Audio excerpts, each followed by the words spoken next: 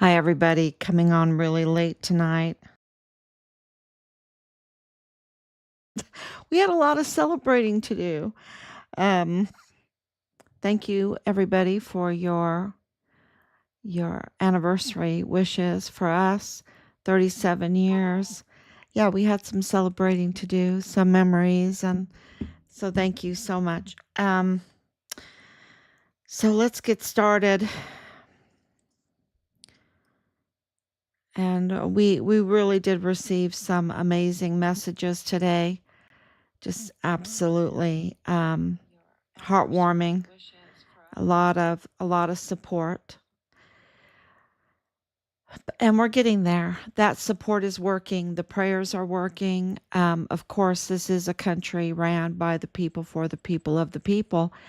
And so with your support, I don't think people understand how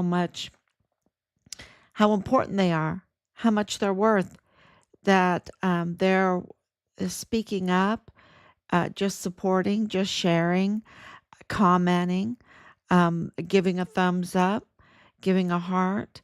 We are really um, getting justice through our many investigations, identifying the crimes, documenting the crimes, filing the crimes. But a big part of it is the social media, getting the word out there, the demand, um, the populist demand for justice, right? And so the more people, the more cases, it's not just our case, Richard's case, whistleblowers' cases, El Paso's case, um, Fort Bliss's case. It is, and you see that from Washington, D.C., it's President Trump's cases. Everybody had front row seats to see the weaponization of our tax funded agencies and institutions that were mutinous, that were absolutely abusing their power for political gain, um, not honoring their oaths, uh, not protecting the Constitution, lying through their teeth. You know, they have all these pretty words, and this is kind of like you saw this in Texas, um, through this whole the Democrats fleeing. You saw a lot of language. Let's see what happens. Hopefully it's not kabuki theater. Um, but in our son's case, we were told, with men in uniforms with stars, absolute lies to our face, absolute lies. And then we had people contact us and tell us this is not about the cartel. This is not about the cartel. This has nothing to do with the Mexican cartel. And it has everything to do with the Mexican cartel and how they've infiltrated into El Paso, into the agencies, the institutions, and also into Fort Bliss. And because it has everything, and we knew it had everything to do with the cartel because it's billions of dollars of criminal trafficking. And we know that Richard was telling us that it was really bad and that it had everything to do with criminal trafficking. And you can't do the criminal trafficking transnationally without the cartel because the cartel run Chihuahua. And I'm about to put up an article where the United States has released warnings and restrictions to parts of Chihuahua, Mexico, and to very interesting areas of Chihuahua, Mexico, because it is absolutely ran by the cartel.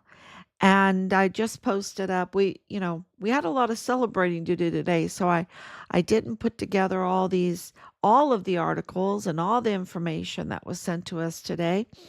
But I will get on that. But because social media is so important, isn't it? Getting the truth out to the people is so important, and to go through these articles and to decipher what is true, what is fact, and what is a twist, what is a false narrative, what is a false witness, which is against one of the Ten Commandments, right? Thou shalt not bear false witness, right? Thou shalt not bear false witness. And there's only 10 commandments, right? So, you know, so that must be very, very important. It's, the top 10, the top 10. And there's only 10, right? There's case law, but there's only 10. And so, thou shalt not bear false witness means it's very serious to twist and turn and to create a false narrative, um, to do foolery to the people that are the very ones that run our government, because our government is of the people, by the people, for the people, right? So, to control the people, uh, to twist their thinking with false stories, with false narratives, is election interference, is government interference, is interfering with honest services. It's um, it really is manipulating the government itself. So, this is why going through this is, uh, needs to be done, and we have uh, put out hard evidence that absolutely shows the prime suspects in those that hurt Richard, because 1,800, what is it? What is it now? Let's go look. Let's go look, because we had a lot of celebrating to do. 1,838 days.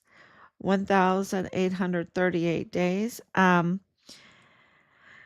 Since he was forcibly removed from his barracks room and his life was taken from him for being a whistleblower. That's very serious. Think about it. A US Army soldier, an official, right, in uniform, and a whistleblower, that they forcibly removed him from his barracks and they took his life to silence him. And of course, this is cartel tied. Of course, the cartel is tied to his command. Of course. And we're at over 5 years. And you have, if you've kept up with this story, which many, many comments today have absolutely confirmed to us that they have been here from the very beginning, from the very, very beginning, and have seen the retaliation even against us, the continued severe retaliation against our son, even after his death, even those in possession of his credit card after his death, those trafficking his vehicle, um, and also the command um, lying to our face about Nadal Bahim, the Palestinian arms dealer that is connected to the cartel, that is connected to, of course, the father-in-law of Lieutenant Colonel Bradford Bugado of the G3 32nd ADCOM, Richard's command. And, so it all is connected.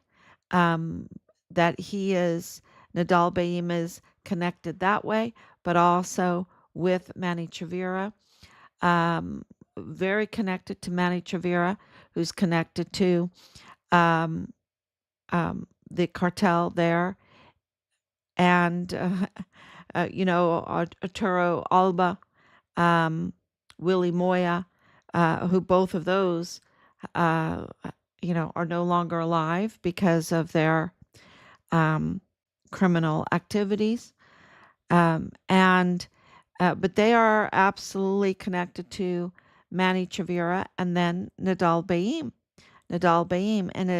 And Manny Chavira is the chief of police of the El Paso ISD. Now, he is a rogue chief of police, because he never went to peace officers school before his appointment. There was a really big shakeup But days after, because the police officers, the ISD police officers that we've uh, hear from is not, they weren't happy. They weren't happy, and with everything, because there were, how we heard about it is their reports, their complaints. So about that, and it was a quid pro quo because of the Walmart mass shooting. Just days after the Walmart mass shooting, Manny Chavira's um, coverage of that as a fireman, um, the second in charge. I think he was a second in charge fireman. Uh, and his uh, coverage of that, of the staged scene. We have that confirmed, and we have ran and still are analysis of that day, the Walmart mass shooting, because it's totally intertwined with our son's case. The same individuals that were involved in the Walmart mass shooting case are involved in the taking of our son's life and the cover up of it. And that's why those are very, very important cases. And that's why the victims in the Walmart mass shooting case never truly got justice. They didn't pursue the death penalty. They never even scheduled a trial date. They never had a trial because they never even scheduled a trial date. So the evidence was always covered up. And slowly, it's coming out. And we are, running the analysis and the looking at the forensics of everything. And we've gained a lot of trust by people in El Paso. We've earned a lot of trust by people in El Paso. And every day we're getting more and more information about everything, about that. And so, and it's really shocking because the timestamps aren't right. Nothing is right. Nothing. It's all chaotic. It's all points to a staged crime scene. We have it confirmed that the crime scene on the Walmart mass shooting was not secured. Not secured even 2 days after. It took more than 48 hours to secure that crime scene. And you saw the released by the DPS, the Department of Public Safety. They released just recently because of the amassing pressure of the people, by the people, for the people, to get justice in this case.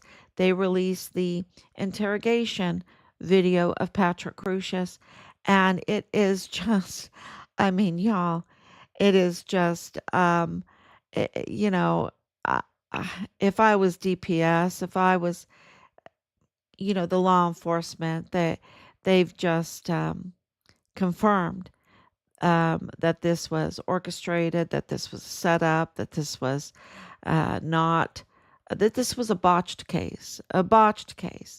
And people go, well, why did they do the Walmart mass shooting? You say it was orchestrated.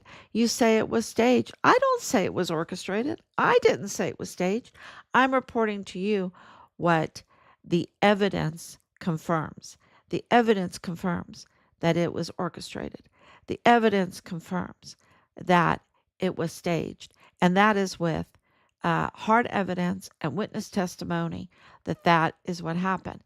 And the actions of Joe Spencer and his audios that we have, the videos that we have, the um, all the little hearings that they had. I mean, you had um, Bob Moore denying that Patrick Crucius was autistic when in the court record, he is severely mentally uh, handicapped, and not even handicapped, it's a severe mental health condition. And on top of that, autistic since childhood, since early childhood. And you had Bob Moore of El Paso Matters hide the fact that Patrick Crusius has family, very, very influential family in El Paso called the Mayellas. Michael Mayella, the manager of the federal courthouse, Michael Mayella Jr., in the DA's office with the now rogue DA James Bonneau Montoya. Uh, Michael Mayella Jr., not stopping there, but because of his trained cyber technology um, skills, he was in the FBI office with the Mormon leaker, the Mormon protector, the Mormon assistant special agent in charge, Connell Witten. He was in that office with him, okay? And whereas he is a proved traitor now, he is a confirmed treasonous traitor, okay? Um, and gives that Mormon connection that we've been saying from the very beginning that is a common denominator in these cases. Um, and there is a group of Mormons in this, a lot of them in this group that have been up to no good, have been up to no good. And that's a loyalty that they have put above their duties as public officials, public law enforcers. You cannot be an assistant special agent in charge in the FBI field office in El Paso and put your Mormon connections above your duty as uh, as that FBI assistant special agent position calls for. And that is what he did. That is what he did. That is what is confirmed. And so that was huge news. And Michael Mayella Jr. was in that office. Not only that, but Michael Mayella was also working for Walmart Cybersecurity. And so the DA's office, the FBI's, he was making his rounds. He has connections. And that's Patrick Crusius's brother-in-law. Okay. And then Lorraine Mayella, with her connections in the mental health field, uh, is huge because of her connections with the witnesses, with the families of the victims, um, collecting, having access to information about um, the witness testimonies of that day of the crime. Then also, um, the other FBI agent that was in the field office was George Torres. George Torres' wife is a doctor, Melissa Mendez, working in the Texas Tech University Health Science Center with access to uh, Mario Raskin Ortiz, the chief medical examiner, that handled all of the bodies and, of course, Purchase Funeral Home, all of the victims. That is connected to the rotting body crematorium, transnational alliance with Purchase, which is a transnational funeral home service in connection with the rotting body crematorium, Plenitude Funeral Homes, um, that recently um, found in such a toxic state, um, over 400 bodies and counting left to rot, and rats going through and making the excuse, oh, our furnace didn't work since 2022. Yet, the day of their arrest, June 26, 2025, that night, the furnaces were running with a vengeance. We're running with a vengeance and burning evidence. So, these millionaires, that have exploited victims and grieving families, are connected to Mario Raskin Ortiz, are connected to Texas Tech University Health Science Center, Dr. Melissa Mendez, who oversees um, students, right, or fellowships, and that would be um, another Mayella, Alexis Mayella, Patrick Crucius's sister-in-law, um, and of course you have Patrick Crucius's brother there working in El Paso too, as an accountant, right, a CPA by oh geez, it's 1 o'clock in the morning, but uh, you know, just imagine, just imagine that Patrick Crucius was, we were told by Bob Moore of El Paso Matters, the lead news, well, the Mockingbird, Operation Mockingbird, all the other news would tend to just uh, mock or echo what Bob Moore was writing about, and saying that Patrick Crucius had no ties to El Paso. But absolutely, absolutely, Patrick Crucius had very, very strong ties to El Paso. So much so that it would help orchestrate a bloody mass shooting. And why? Why would they do it?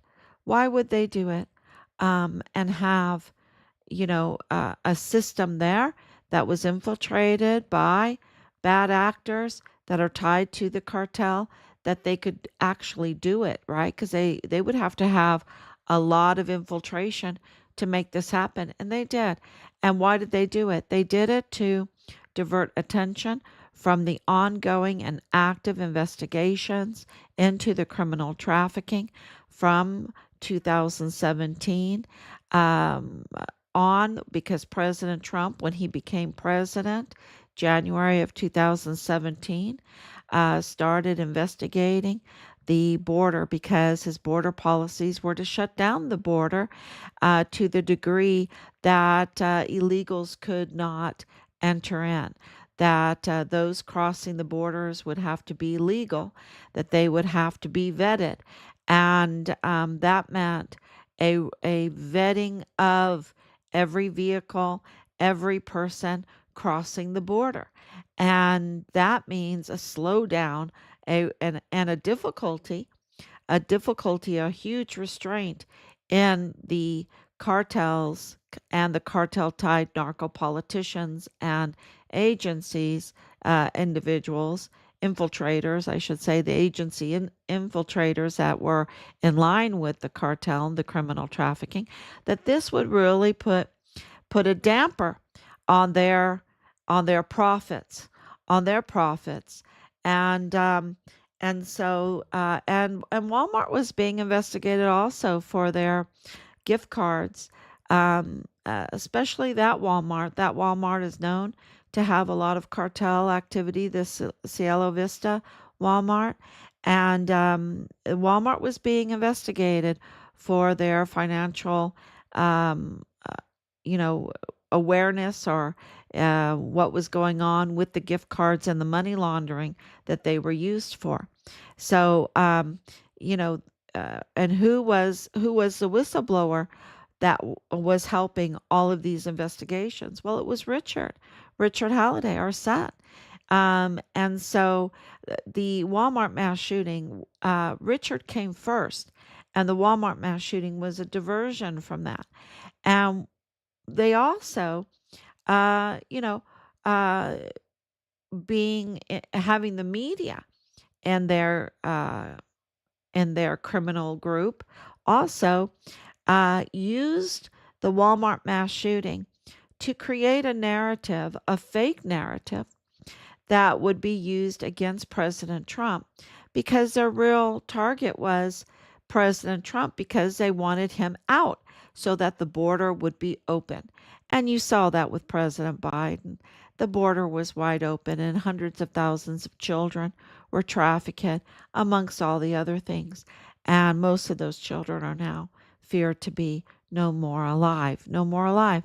So, so the real target has always been President Trump's and his policies to vet the border, secure the border, secure our military base, which our military base was left wide open. And that's why criminal trafficking was going on Fort Bliss, on Fort Bliss. And so that is, thank you, Anicia, for coming on. So that is already established. That is not me saying so. That is absolutely corroborated and backed up by a mountain, a robust mountain of evidence that we have collected. You know, we have done this for over 5 years. And so we can tell you definitively, and you will see this in reported in the news coming, that this is absolutely the case. And today is more proof. We received uh, a tip of an article of an event where Delta One was killed. Delta One was killed. Delta One, Ulises, um, he make sure I've got all my notes right. Um,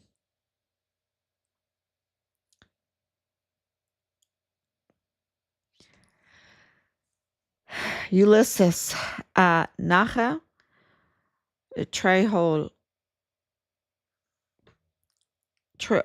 Trujillo, is that right? I know that he's a Carol too. I think so. Um, Delta One is his cartel name, right? Delta One, which being military, right? Having over 80 years of combined services in our family, when we hear Delta One, we think, oh my goodness, is he prior military? Is he prior Marines? Um, there's some connection in all of this with the Marines, absolutely. And I'm just wondering, is he prior? I mean, he might be prior Army, but Delta One. It will come out. It will absolutely come out if he has a record within our military. So the real shocking part of this, and it is really shocking when you think about it, is Delta One. He ran the tunnels. Okay. He also ran some prison um, stuff going on. Okay. But he ran the tunnels, and the tunnels, of course, we know the tunnels are connected to Manny Chavira, El Paso ISD, that we have confirmed that there are tunnels underneath um, the schools that border, that are right there on the border. Um, so, and you can look those up, which ones they are, but those are the schools, and it's not just the El Paso ISD, but there are schools in the El Paso ISD that have tunnels underneath them that have been being used for trafficking, all kinds of trafficking. Um, they just move all kinds, from humans to equipment to weapons to uh, substances to everything, back and forth. Okay, so um, that puts Delta One in connection with Manny Chavira. It really does, because he was running the operations of those tunnels. And not all the tunnels are in the schools or under the schools. There's other tunnels too. There's tunnels everywhere, okay? And he's running the operations of these tunnels. He's a big cat. He's a big Delta One's a big cat. And uh he's no more. He's no more. It's kind of like a Willie Moya thing. Arturo Alba, right? Willie Moya. Maybe Delta One's bigger than Willie Moya. because he's running the tunnels. So, and who is his guards? Because two guards were killed along with him. And those guards were state police. State police. Now, I've been told one was city of Juarez and one was a state police. So we're making sure we confirm those, but we have confirmed that they're both police, on active duty police, but on the cartel payroll as well. So does that sound like Manny Chavira? Because we know he's connected to the cartel. Is he on the cartel payroll, being the El Paso chief of police for the El Paso ISD? That's a good question, right? Because these two were, and he's running tunnels. And, are things as bad in El Paso as they are in Juarez? Um, as far as infiltration and these dual hats, because we know that on Fort Bliss, um, and in the command, I'm talking about um, Michael Garrett, the 4-star general. I'm talking about Mealy, 4-star General Mealy.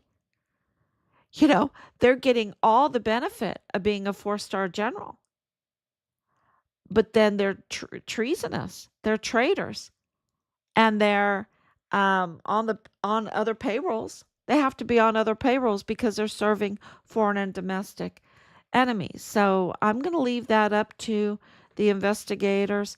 We have now the personal assurance from President Trump that we released in a letter. Yay! uh, we have a document. We've had other things, but we have now a document that he's on this. He is on this, and you know what? In order for him to write us a letter, he's already figured it out. Okay, they've already figured it out. They're just saying, we're coming. They're giving us a heads up because they figured it out. And now you see the extradition of 26 cartel leaders. A big one in there is the finance, the ones that keep the books, the ones that keep the books and the finances. Now they're not going to get the death penalty. That's what we're hearing. But President Trump assured us that those involved in um, uh, doing this wicked deed to our son, he is seeking the death penalty. So is that for um, the traitors in his command, the actual people? Um, you know, it's going to be interesting because the cartel that have been extradited, um, have made deals, and they're talking and they're giving information. And, of course, this has to do with the tariffs. Of course, this has to do with the bigger picture of international trade. Absolutely. And it's a big stick, right? It is a big stick that can absolutely um, uh, destroy cartels. And now with the limited movement because of the border, and the limited movement because the Department of State, or who issued that? I think it was the Department of State issuing the no-go zones in Chihuahua, Mexico, because it is so dangerous. Uh, with the kidnappings and everything, and then to get proof of it with this Delta One hit, where even a big leader in the cartel like Delta One running the tunnels, being protected by uh, police, the state police, municipal police, being protected like that is not enough. It's not enough, right? He wasn't protected enough. that tells you the breakdown that's going on in Juarez, the breakdown, the civil strife going on within the Sinaloa cartel, the Chapitos faction versus the El Mayo Zampada faction. Um, and then you have the La Linea, right? Then you have the Chapitos Sinaloa faction making an alliance with the cartel Jalisco New Generation. They're making an they've made an alliance, and now you see them being extradited. They're being extradited, and that they're in connection.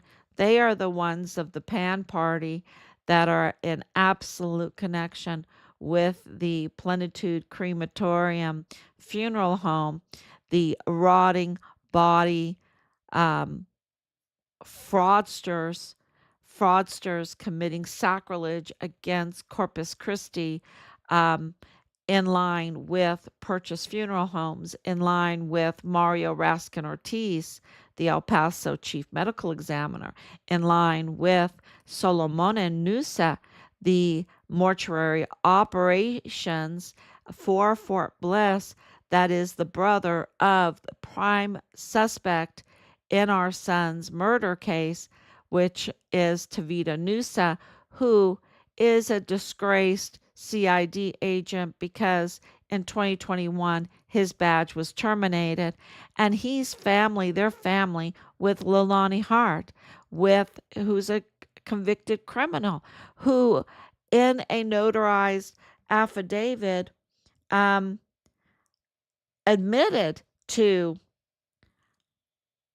child exploitation, right?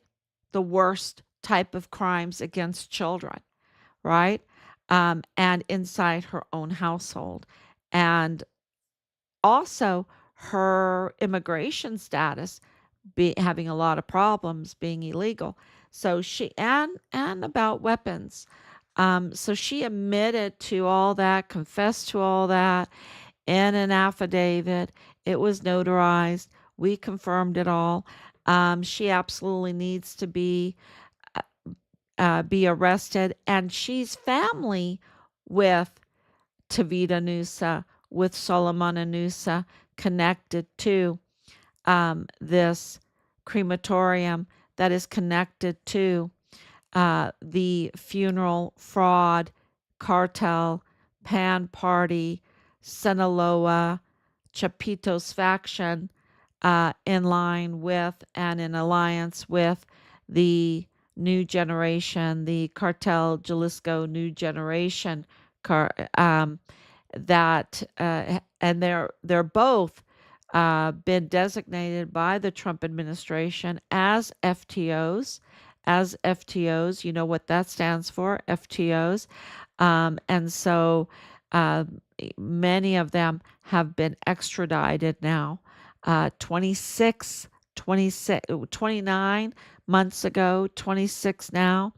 And they're talking and they're talking. And don't forget that El Chapo um, is in prison in the United States, along with El Mayo, along with El Chapo's son.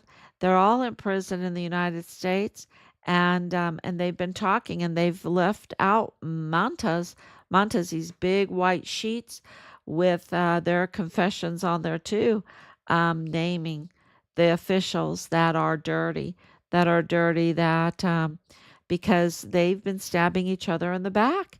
They've been stabbing each other in the back, and this was going on in 2017, 18, not at the extent of this, but that's why they um, came together to pull off, not to pull off, but to attempt to pull off to the Walmart mass shooting, to to divert attention, right?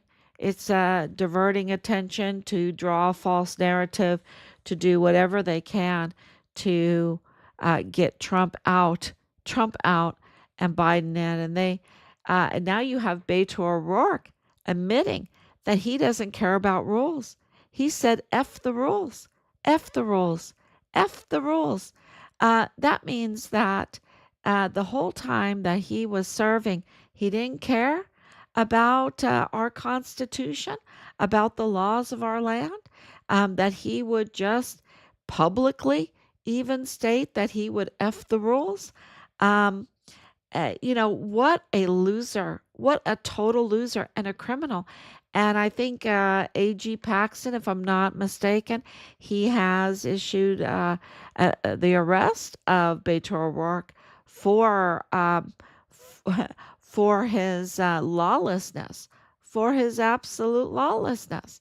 Um, and so that lawlessness has been going on. It's, of course, Beto O'Rourke was with Ernest Grant after the Walmart mass shooting. It was orchestrated because they already had the little sign up, El Paso Strong, right? Which is that's a good slogan, El Paso Strong. And that's what they do. They pick out something really good and they hide it and they have their evil intentions behind something really good. And so, yes, El Paso needs to be strong, but they can't be strong with the likes of Ernest Christopher Grant committing a false witness testimony, right? A false witness testimony, which is, breaking one of the Ten Commandments. And Beto O'Rourke calling him a hero for it when he absolutely knew. It's kind of like this whole um, Joe Spencer open checkbook thing, you know, uh, his open checkbook being approved at 5:45 or whatever in the morning, right? On the 4th of August 2019, just hours after the Walmart mass shooting, and he's already been approved for an open checkbook for the taxpayers to pay for the botch defense, uh, the uh, the um, the Kabuki Theater defense of Patrick Crusius, and lying and lying and lying and delaying and making deals, and charging the taxpayers millions of dollars for it, and absolutely knowing that the Walmart mass shooting was connected to um, the whistleblowing of the Fort Bliss whistleblower soldier Richard Halliday, who um, had had his life taken from him not long, well, about a year later, 11 months later, after the Walmart mass shooting. So just a couple months after Glennon Oakley Jr. lost his life for being a true witness of multiple guards with M4s in the Cielo Vista Mall and hearing gunshots in the Cielo Vista Mall, confirming multiple shooters that day. And he lost his life in April of 2020. So, yeah, it's all coming together. And to have municipal or state police or both being the guards on the cartel payroll to guard Delta One and lose their life, uh, and him lose his life, it tells you that there is a lot of internal. If he can lose his life and him being protected so much by the government and him losing his life, it really tells you um, the chaos that's going on in Juarez right now because of the cartels clawing to continue to exist and hold on to territory. Um, and when 26 are extradited, when 29 are extradited, and then a few months later 26 more are extradited, and then the tunnel man, the tunnel operator, loses his life in it. um, yeah, I think that sends a very, very clear message, um, to not be in that crime doesn't pay. That crime doesn't pay. You know, um, absolutely. So, and this is very connected to the military. You see this with the Delta One reference. To me, we'll see. We'll see if he was prior military. But we know that a lot of the cartel were being taught um, by retired military or former military veterans, U.S. military veterans, because the United States is very tied uh, to Juarez, Mexico. I know that from living there for years and years. We just walk right over, and go back and forth, go back and forth. But now all this criminal activity, it has infiltrated so much, it has put us all in danger. So we do need tighter measures on the border. It seems to be working. And now the cartel are clawing for their survival. I hope they don't survive. I hope the cartel are dismantled, um, so that the people of El Paso and the people of Juarez can live a prosperous life without being exploited. And there's no other greater example of the exploitation than when a crematorium gives building mortar in an urn to their family and charge them for it um, when they think it's one of their loved ones. And that is connected to the funeral homes that are connected to the mortuary affairs of Fort Bliss, and also the funeral homes of El Paso. So it's all, when that is connected, when you know the um, the deaths of our loved ones and their removals are all connected, because all the families are connected back and forth of the border, then you know that what I'm saying is right. And uh, uh, it's just a one humongous city. They're Siamese twin cities, but two different countries, and and and it has been taken advantage of. So this LeBaron, LeBaron, I think in Spanish they pronounce it LeBaron. I'd say LeBaron family that were killed. And I have to mention this before I go. The three, I think it was three women and six children. This is very tied into this because they again are the Mormon cartel connections. Um, and that was absolutely a cartel hit, a cartel hit that was also active security police for Governor Maru Campos, who was just arrested for the hit on the Labaron family. And that is all coming out. Why? And the Labaron family's connection over there, which clearly really makes it all very, very suspicious, and even confirms that that is that Mormon cartel alliance connection with El Paso. And that's why you saw, at least I saw, with the suspects in Richard's case, there was that common denominator with funerals, funeral businesses, funeral home businesses, and that they were Mormon. And I said that early on. I even posted on that early on. And now that is all being confirmed.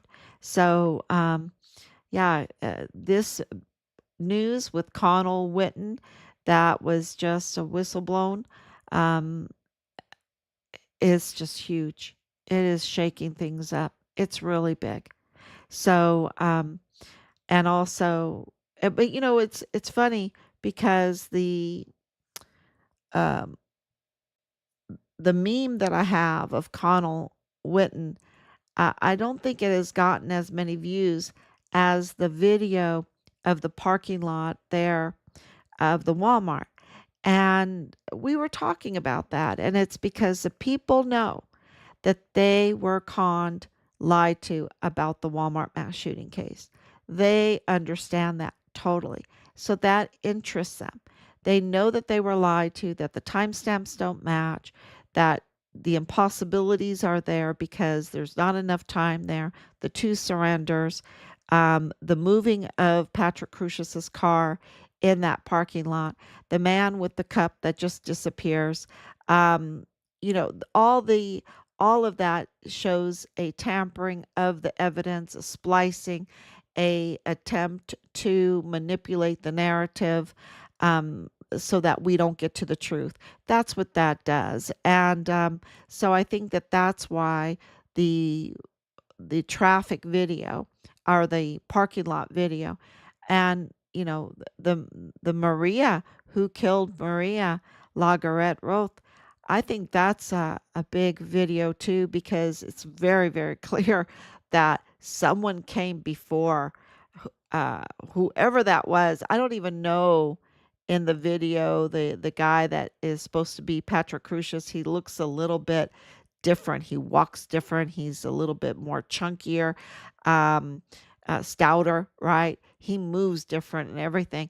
I, something happened, and we're being lied to. That is very, very clear. So I think the truth is going to come out if we keep asking these questions, and we need to ask the questions, and that's why the uh, the group, because there is a pretty large group that were involved in all of this, even with the witnesses, even some of the victims know a lot more than what they're saying. And they don't want the truth to come out, or they can't let the truth to come out, um, because of this cartel fear and involvement in all of this.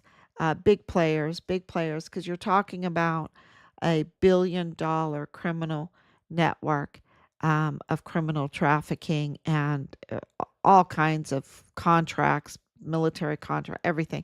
So it's really big, and it is really heartwarming to know that people want the truth, and it's even better, the cherry on the cake, that the leader of the world, the leader of the free world, right? President Trump is on this. He's on this. This is a big deal. So, thank you so much. Thank you for all your warm wishes today. And I will be back tomorrow, God willing.